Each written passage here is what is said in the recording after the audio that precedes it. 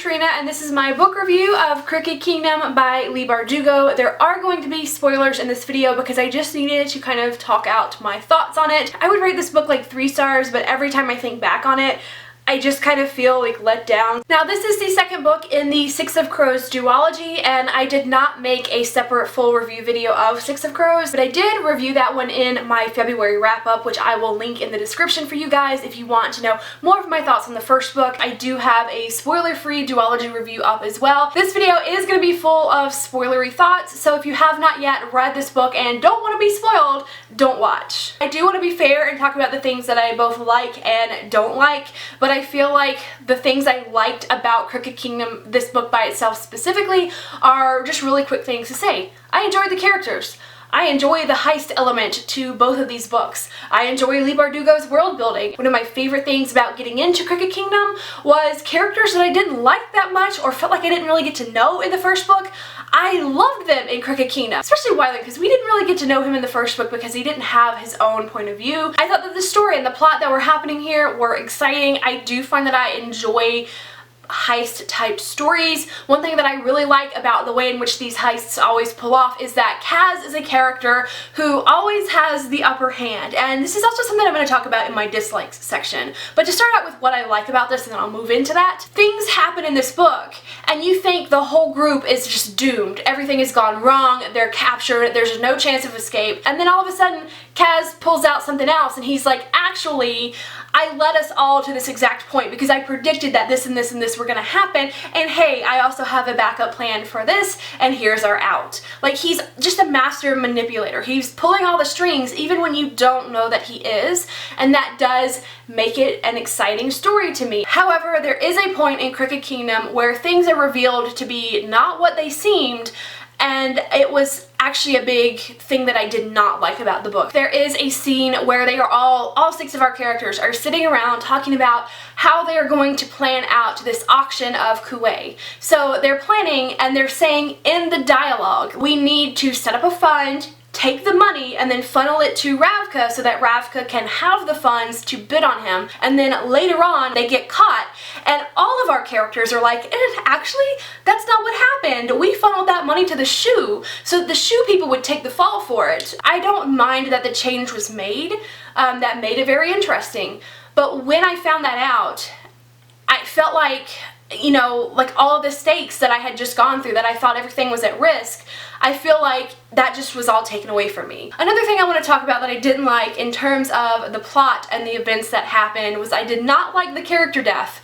We saw one of our 6 main characters die, Matthias, and I feel like this came out of nowhere. I don't have a problem with him dying. I don't have a problem with writers killing off any of their characters. I've had a good feeling that someone was going to die in this story, and my bets were that it was going to be Matthias. I just don't like how it happened. They pull off this big master plan, they get away with it, and he's just literally walking down the street, and some kid who doesn't even know him, that we've never met before, just walks out with a gun and shoots him for something that Matthias did like a long time ago, and it just felt so random and out of place. In terms of the writing of this book, something that I really didn't like about it was the particular narration style. Leigh Bardugo is using a third-person point of view, but each chapter starts out with a character's name, so we are following that specific character in each chapter. But I was finding myself thinking this more and more often as Crooked Kingdom went on.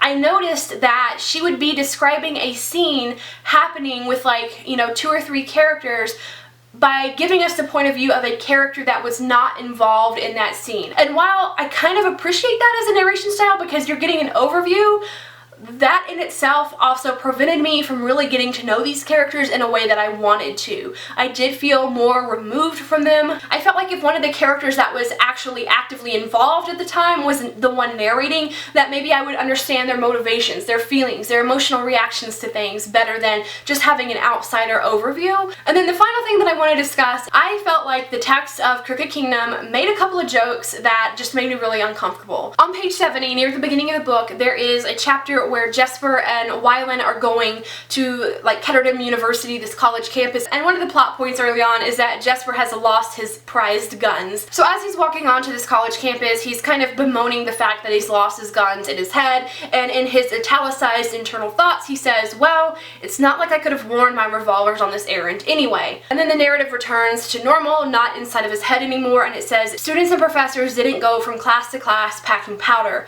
Might make for a more interesting school day if they did. I just stopped and I was like, wait a minute, did this just say that a school day would be more interesting if people brought guns to school? And I started to get angry about this. Why would you say it would be a more interesting school day if people were shooting each other? That's what I'm inferring from it. I found this pretty insensitive. I was pretty disappointed by that line, to be honest with you guys. The other line that I did not enjoy is a joke that I felt was made at the expense of mental illness. So this is on page 347. There's a scene where Kaz is explaining that he wants Kuwait to put himself up for auction, and Nina reacts to this by saying, "Are you mad?" And Kaz replies, "I'd probably be happier if I was." I get it, it's a joke. Happy, mad, they're opposite emotions. The word mad is very commonly, historically, was used to describe somebody that had a mental illness. It gave me the impression as if this reply was saying that if I had a mental illness, I would have fewer cares in the world, I would have fewer things to deal with,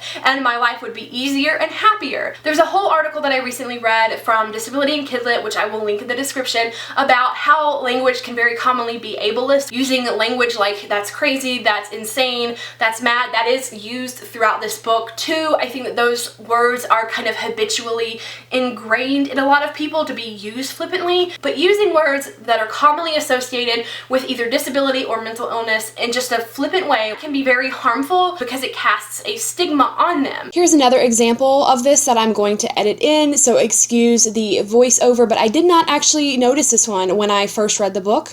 This one was pointed out to me through somebody on Twitter. Her username is Swinging Storm, and I'm going to link the entire thread that she mentioned about why this one was problematic down in the description. But in this scene we have two characters, Jesper and Wylan, talking about something horrible that Wylan's father has done. And the text in this scene is Jesper telling Wylan that normal people don't do that.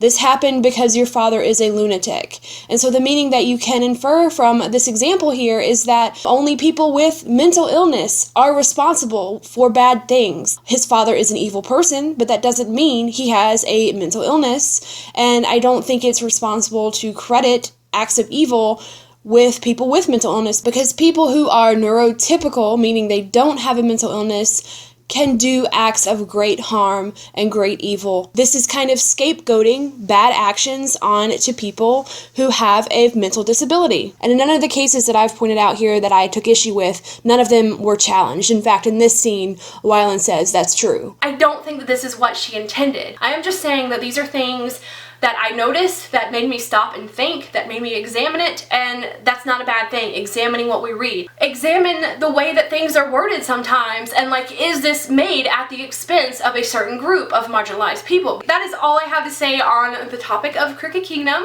Like I said at the beginning, I didn't hate this book. There were a lot of things I really liked about it and that I really enjoyed, but then there were a lot of things that I didn't enjoy. I know a lot of people loved it. I totally respect that. So if you guys have read this one, please let me know what you thought. If you noticed any of the things that I did and you didn't like those either, let me know that too, so I know if I'm not alone or not, but I probably am pretty alone. Thank you all so much for watching, and I will see you in the comments. Bye!